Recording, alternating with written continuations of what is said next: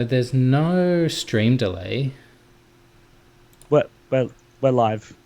We're live. Sorry we're late, everyone. 3 whole minutes. Um, it still says we're. I've said go live. There we go. It's going live. Mine says it's spinning. Hey, Hey, I can see it now. yeah, we're live. We're live. To everyone watching, hello. Hi. I'm at the tail end of a cold, so So that's always fun. I just listened back. Yeah, we are not disorganized today. Well, our stream is like the content shouldn't be unorganized, but the stream itself is. So there's always that. Yeah, we actually prepared today, but technology swap outs and the fact that YouTube isn't quite as simple as Twitch. Although this looks a bit simpler because it doesn't try and let you set up the stream stuff, which the other version of OBS does that keeps breaking. Anyway, just holler out if you can't hear anything. Yeah. If there's anything wrong, let us know. So I didn't prepare any security news or anything like that, though. So what was that? I didn't prepare any security news or anything to discuss initially. Sure, if there'd been something worth talking about, I would have actually, and just go through the old news feeds on the company Slack. That's just about security case management. That's about mod security. Nothing useful there. Turning off silent macros and Mac leaves users wide open to silent macro attacks. QSnatch malware infects QNAP NAS devices. Oh, I don't have one of those. I nearly bought one of those. Bluekeep seen in the wild. The Canadian government got hit by ransomware. Welcome to the club, guys. Welcome to the club. Don't believe the hype. You're being lied to by data-hungry ISPs. Mozilla warns lawmakers. Duh. How long before a VPN gets in the game? He goes, no. We anonymize your data and then pass it on, so that we can give you cheaper VPN prices. Yeah. What would anonymized VPN data be useful for, though? Oh, look how many people look at porn. Look at how many people do unknown naughty things on the internet. Oh, what is it? Tom Scott had a really cool, all the controversy about NordVPN and all the people kind of shilling it online. And he had an honest VPN ad that was obviously meant to be done with NordVPN, but they turned him down. Because the approach he took was, if you want to pirate things, or if you're an assassin, or if you're politically exposed, you should use a VPN.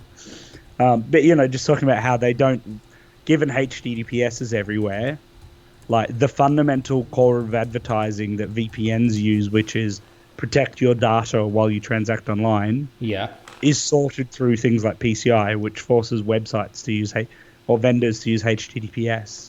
So unless you're worried about your ISP knowing you're going to Amazon, they can't tell that you're going to Amazon. And in fact, I would argue, if you're only using a VPN when you're doing naughty things, that's a really clear signal to law enforcement about what you're up to. And if you're using a VPN all the time, you're probably on some sort of special watch list. Yeah. Anyway, enough about VPNs. Enough about VPNs. So what are we doing today, Jake? So continuing on our sort of mini reversing series, we are going to be learning decompiling. So many streams ago now, probably when we were doing Hack the Box stuff, we would have used a tool called Ghidra, which is a decompiling tool released by the NSA. It's also a great thing to say with an Australian accent. Ghidra. Yeah, mate. We're using Ghidra. I don't know how would Americans or someone else pronounce it.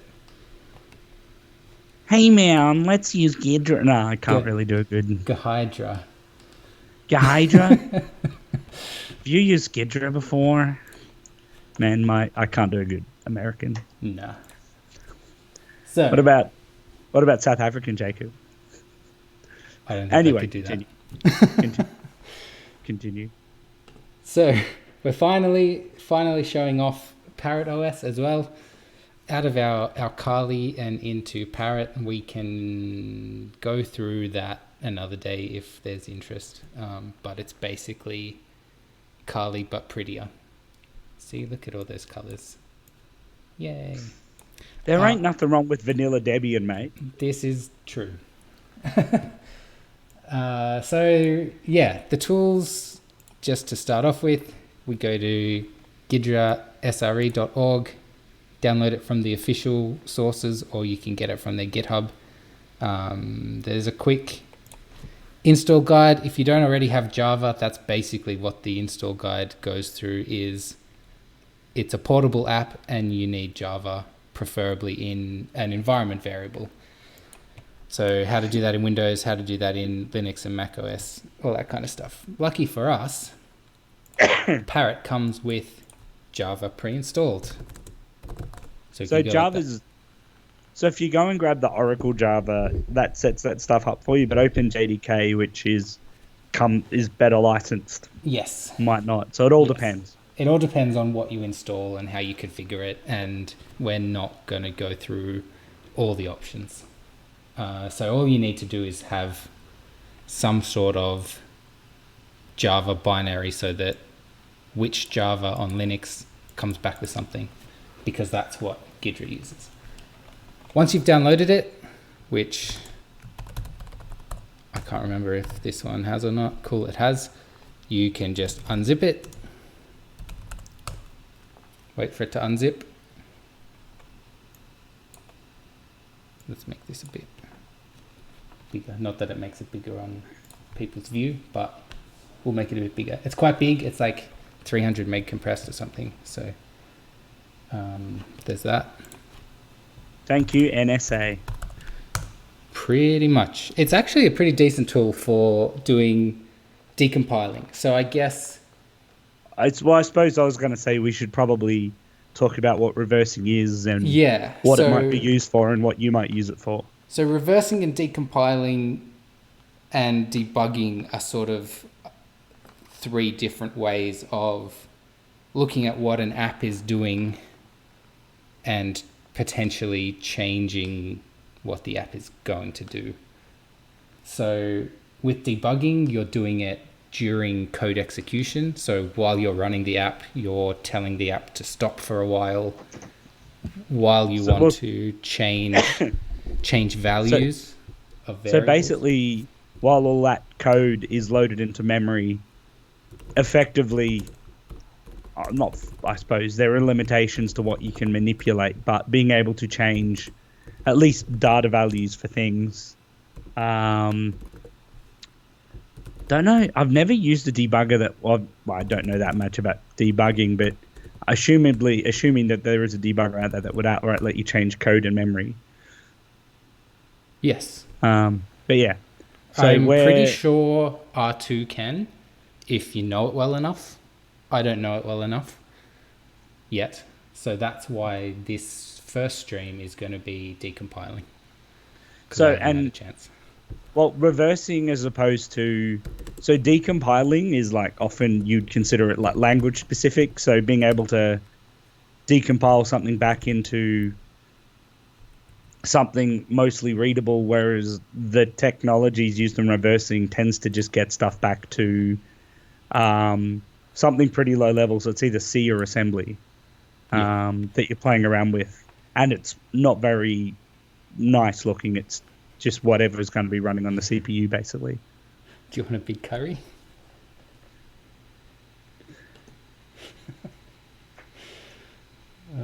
Do I want a big curry? And I'm fine, thanks, Mr. Mag. Banned. No.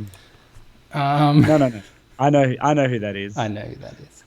So what I was just running through then was moving the contents of the folder that we extracted Gidra to into our an optional folder on the server, and then updating my bash RC so that now all I have to do is type Ghidra because I created an alias in my bash RC file. And now when I run Ghidra in the terminal, it'll just run this binary here. Like magic. Like magic. It's crazy so slow to open, so we'll just let that open in the background. So where were we again with what we're talking about? So reversing kind of that. Decompiling's basically the same thing, but depending on the language, might actually be more useful. Certainly with Java and .NET, because they run on a VM, you don't really reverse those in the same way as you would like a compiled C binary. They decompile down out into .NET or Java code. Yeah. Messy as, because it doesn't have context, like what variables are named unless they were had debug flags in them. And then debugging is running the app, and you'll see a breakdown of if it's a like compiled binary, like an ELF or whatever the Windows equivalent is. I forget what ELF stands for. Something format. Extended language format. Extended something format. It's basically the binary format on Macs and Linux. Yeah. I mean, they're not Ghidra necessarily actually tells us in the next couple of steps. I just can't remember. They're not all cross-compatible. So again, if the wrong system libraries are there or the wrong versions, they won't work. So, or the APIs are different, so you can't make system calls the same way. But the debugging, it's while it's running, you can try and alter the data in the running app, but you need a debugger present. So there are reasons why you might decompile and change rather than debug. Also, then what you might be using this for, so there are plenty of dodgy things you can do with reversing. So one of the things we wanted to make clear is don't do any of those. We're not teaching you how to do dodgies.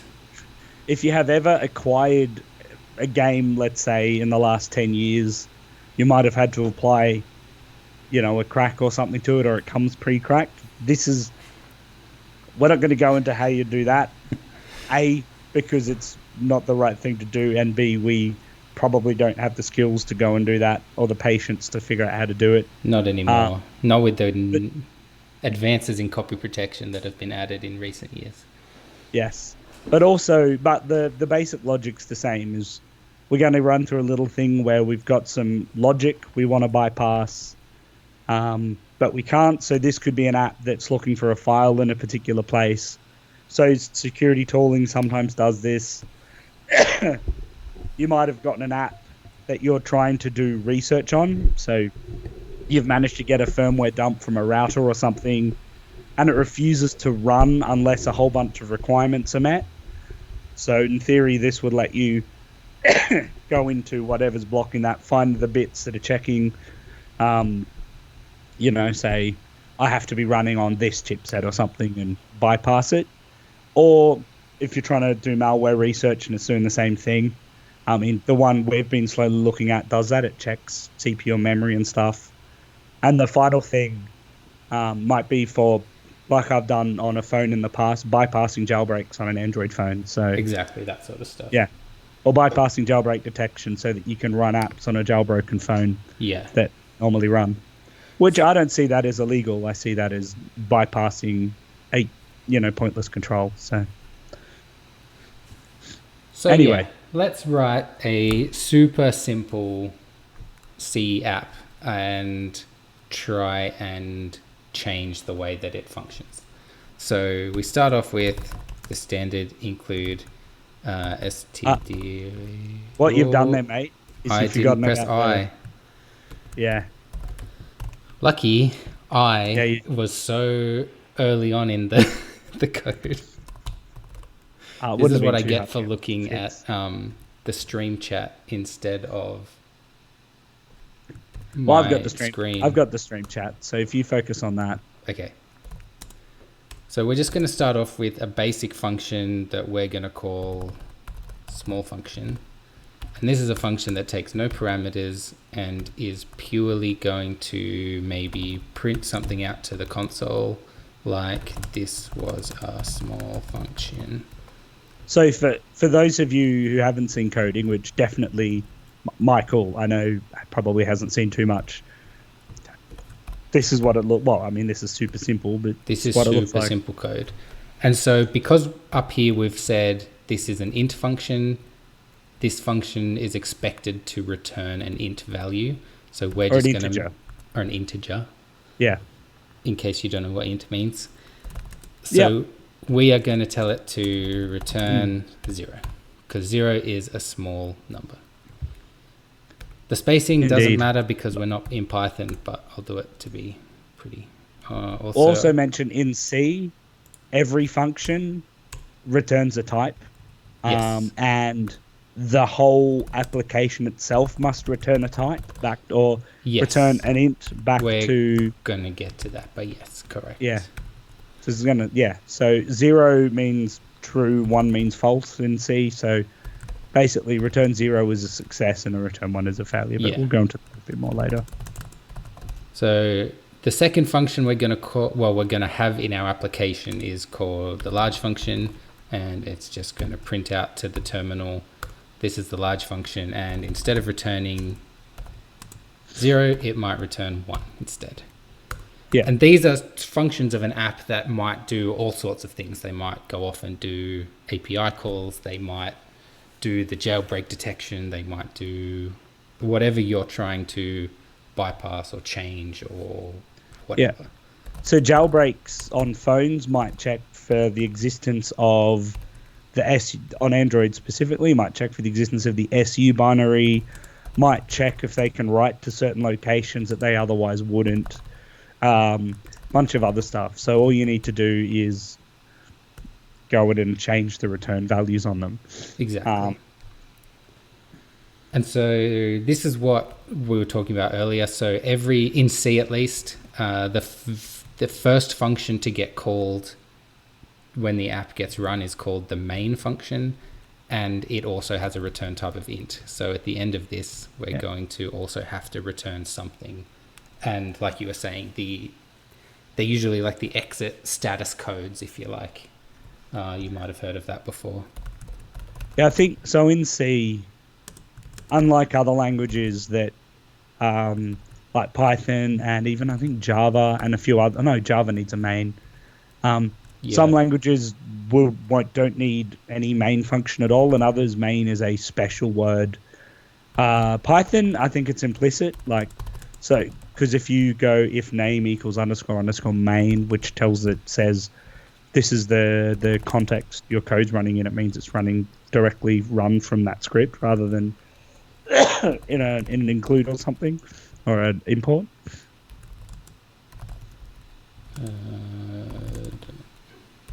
Something like that. So quickly, I forgot to do the return 0. And so this is our exit main, our successful exit, if you like. So pretty much the logic of our app is go and get small function and assign the return value to those guys variable that we've created. And then if those guys is greater than 0, we're going to print something like you did it, or your app is activated, or whatever you want to think.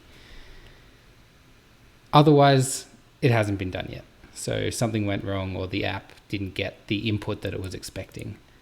And this is a really simple example of we've got a function in our code that doesn't get used by our main app logic, but we need it to get used in order to print the text that we want to see. So we should be able to save that now and compile it using GCC, which should also come pre-installed on most distros. Big ups on figuring out how to use Vim as well, mate. Hey, I only screwed up one thing. Which I was giving you a thumbs up because it's good work. So we'll do the O argument, which is the output, and we'll just call our app those guys, and we're going to be compiling the thoseguys.c file. Don't do what I was doing early today, and it's you meant printf, not print.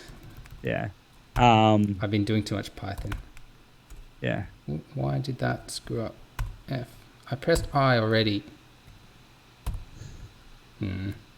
So F is find, and then I pressed I, and it found the next closest I. Yeah. So that's what happened there. So you may have heard of another function, I think sprint or sprintf, that shows up from time to time. There are sometimes issues with the use of that as well. Oh, right. It's case sensitive as well. Yeah.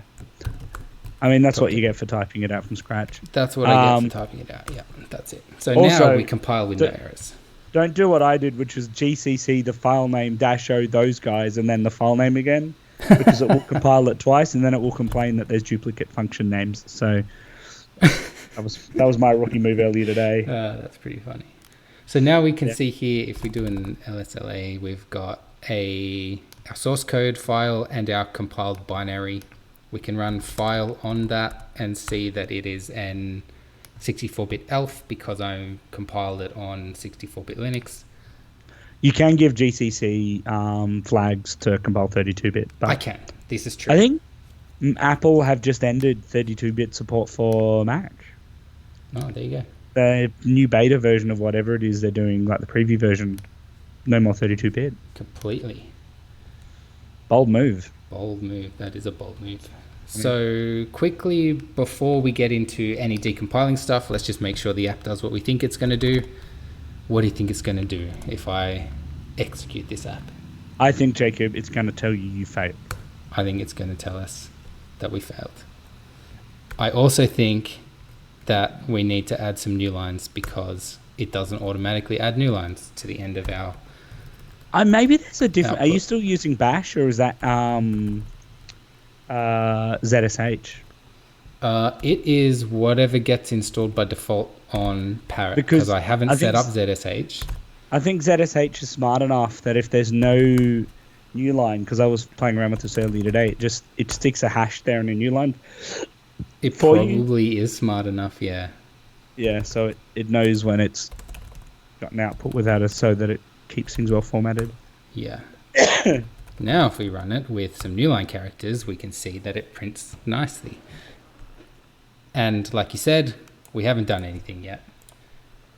Heading over to Ghidra, we get presented with our first project screen. We're going to create a new project that we're not going to share with anyone, and we're going to call it those guys stream. Close enough. I love the quality. Like, we spared no effort on this. No expense to quality with our stream. Yeah. Like, look at that. Oh, mate, your typing is on point. Typing is on point.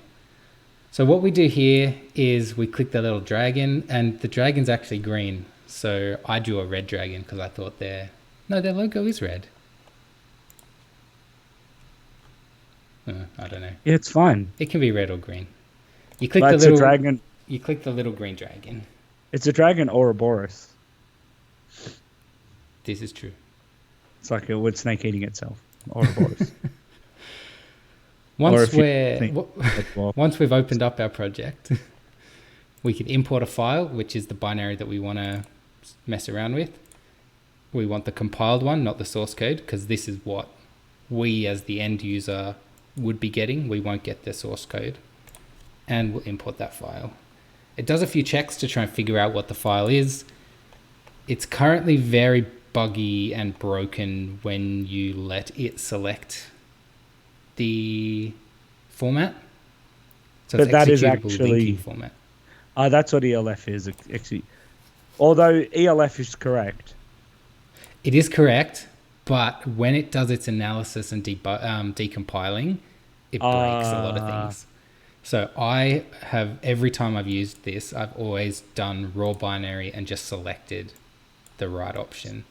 So one of the things to when you're decompiling is, like, I mean, when stuff gets, you're reversing a very complicated process. So when something gets compiled, the compiler will do all sorts of things like, oh, I see, in some cases it'll go, I see a code block that hasn't been used at all. I'm going to get rid of it. I see a loop I can make more efficient by effectively changing it from a loop into a bunch of ifs. Yes, yeah. Um, a bunch of We probably won't see anything too fancy because GCC no, doesn't do a lot of that, but certainly things like the C yeah. Sharp or Visual Studio compilers and things like that definitely Well, do a lot of GCC optimizing. can if you enable a lot of it. Yeah, exactly. We could have Yeah, compiled it with a bunch of different flags to do a bunch of extra yeah, things to the code, but we haven't. yeah.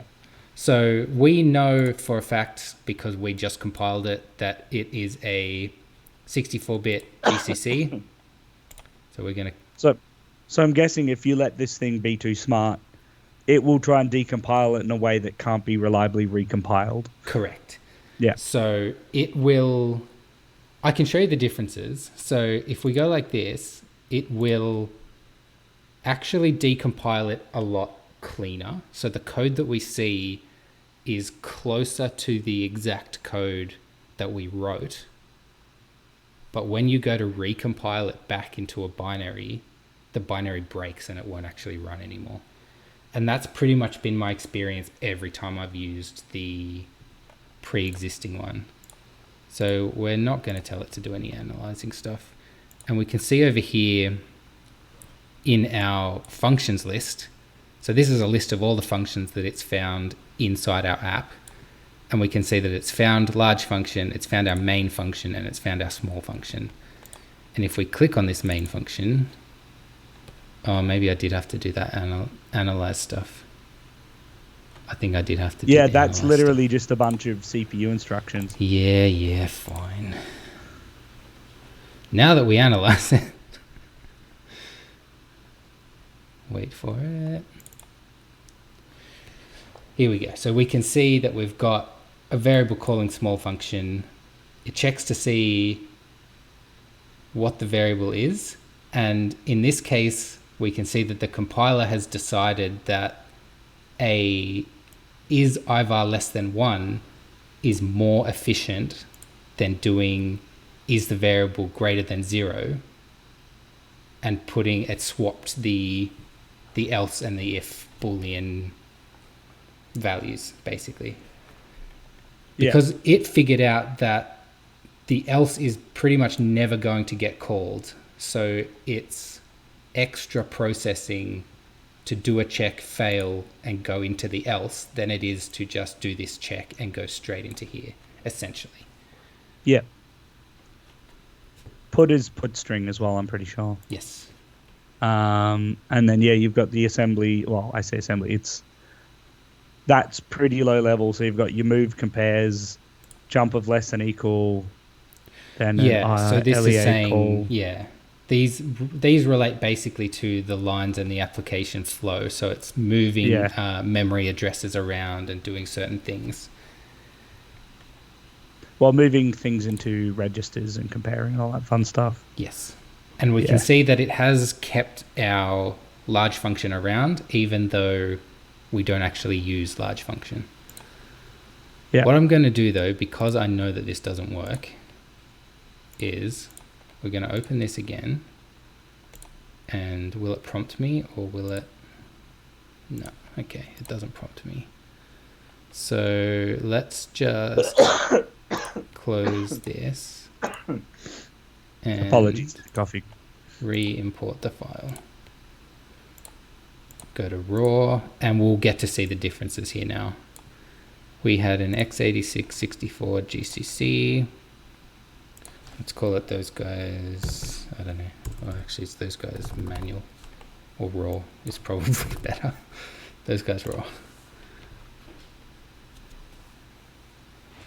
As it imports the file again, we'll have to do the same thing. We'll analyze the code, and hopefully it comes up with something pretty that we can read and follow along with.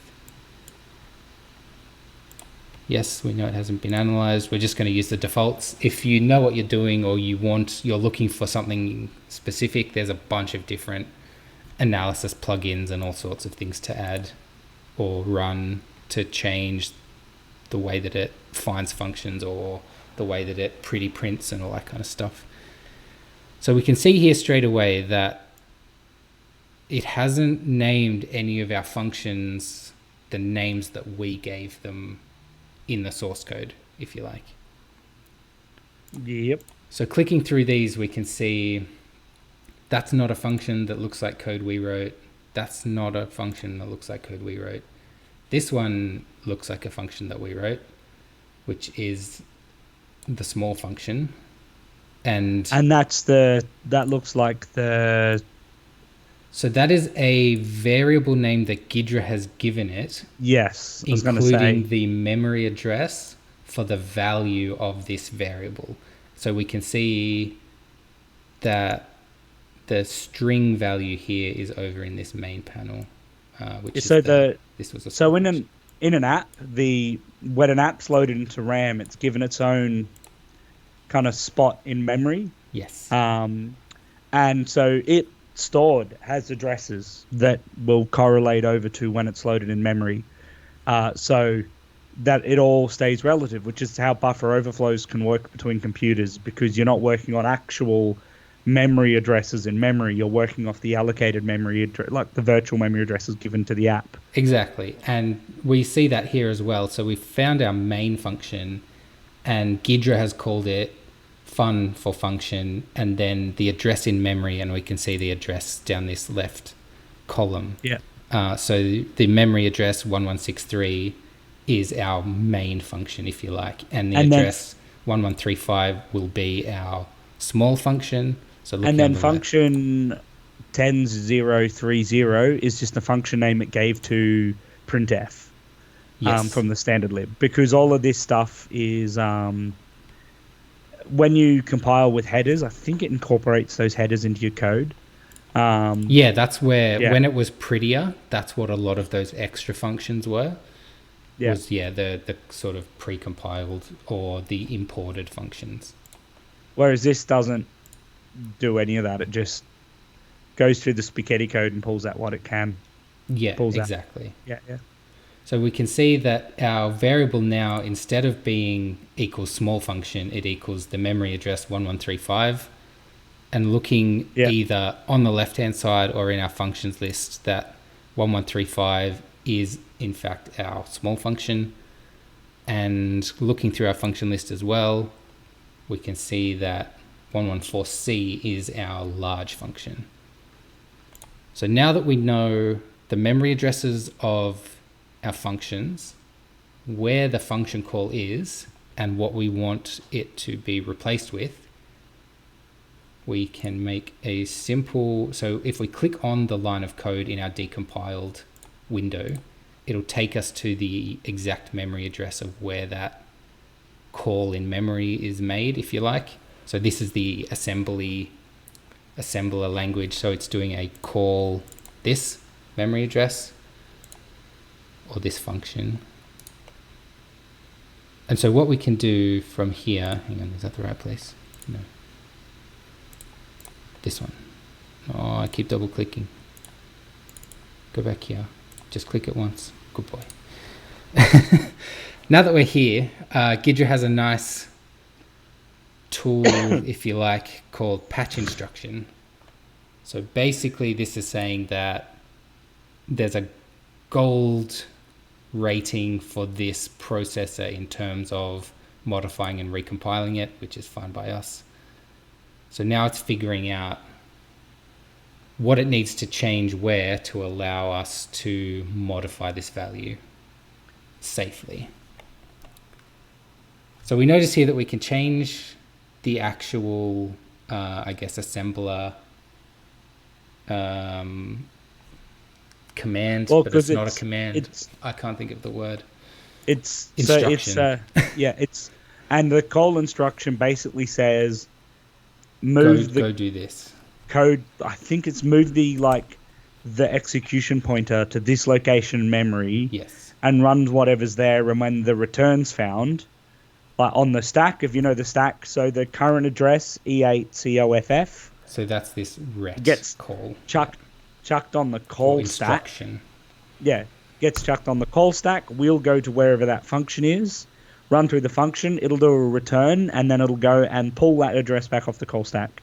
Yes. And drop us back at the MOV or the MOV instruction afterwards. Yes, correct. Um, So what we've done when we patch this instruction is tell it to, instead of calling 1135, we're going to call 114C because we know that's our large function. And once we've done that, we get the little star to say this file's been modified. We'll save it, export the program. We're going to call it not that and not that. So we don't want it to be a zipped file. We want it to stay as a binary file. And what we're going to do is save it straight back into... Oh no, it was just straight in my home, wasn't it? Home, stream. Let's go those guys. Patched. Save it. It runs through and tells us how well it thinks it did. And looking at this, we've got our those guys and our those guys patched .bin. It saves it as a .bin file. We could have changed that as well, but I didn't. It's not executable, so we have to chmod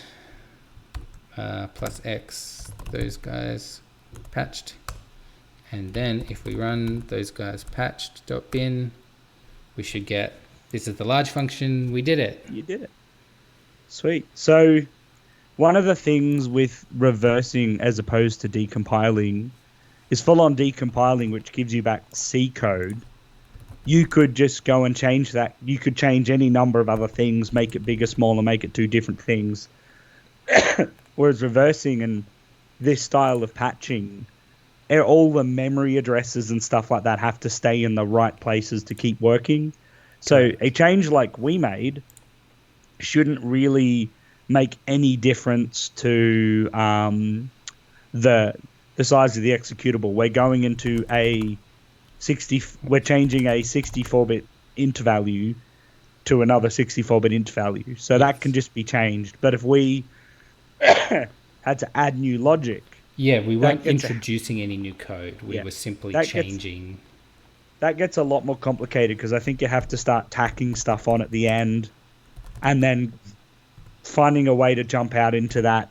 You do whatever you want to do and then you got to jump back to where you were. But it's a lot harder to do, but you do get a different path. The other thing with decompiling versus debugging is it will actually change the hash of the file as well. Well, so even this, which is fairly low level, I think so. This, from the looks of it, is directly altering the binary. It's not recompiling the binary, so it finds the bit of the binary it has to change. You could do this with a hex editor, if you knew where to go to with a hex editor and change that jump. Yes. So not jump, the call. So all this was doing was actually just literally altering the binary files or the binary, whereas decompiling would decompile into C. You could modify the C and then recompile the C, which is what you do on Android. You don't like edit the binaries. You just decompile them, change what you want to change, and then recompile. Although what you get from Dalvik, like the bytecode there, is pretty, or even converted back to jar, it's pretty low level. So you're still not doing much more than just changing one value. Yeah. Or at least when I got the Opal app working on a jailbroken phone. Correct. Cool. And that was kind of it for the stream. Just a quick little run through of how to decompile a fairly basic app and see what it's doing under the hood. And I wrote something that's moderately more complex, which we might look at debugging next week. Yes, yeah. Just to look at a debugging approach. Yeah, so to step things up a notch next week, we'll do some debugging against a slightly more complicated app that we have to modify during runtime rather than before we run the app. Yeah.